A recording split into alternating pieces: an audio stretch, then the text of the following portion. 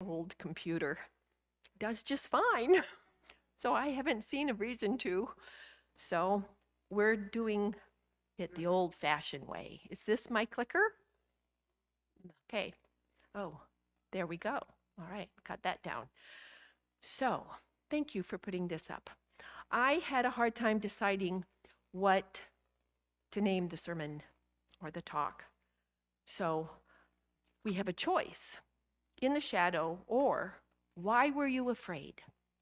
Now, if you'd like to open your Bibles, you can. I have most of the text up here. But I want to ask you, how many of you have been through a storm?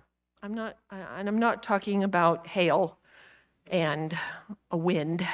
We've all been that. But how many of you had storms in your life? Yeah, I think all of us have. Some of those storms are still raging. And like Richard, some of that storm has been quelled and helped. And there are many of you who have gone through storms and have come out because of God's leading in your life and giving you back your health. But there are more than just those types of storms. There are storms raging across the U.S. right now. So let's read about a storm. Before I do that, though, we must remember that before this storm started, Jesus was teaching the people. And he was working miracles. He was telling parables. The disciples had been with him now for quite a while. They had seen him in action. They'd been close to him. How many of us have actually held hands with Jesus or sat at the table with him to eat physically? No, we haven't, but they had. They had that amazing opportunity.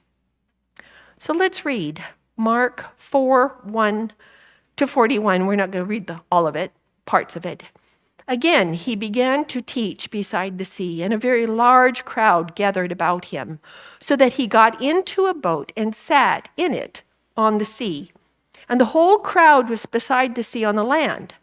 Now 35.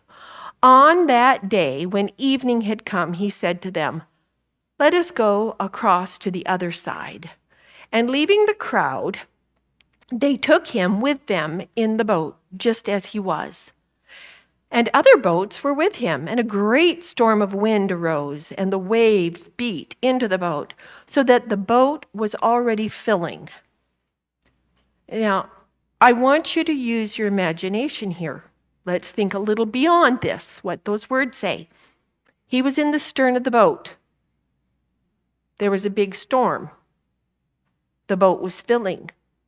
Do you think he was getting wet? Do you?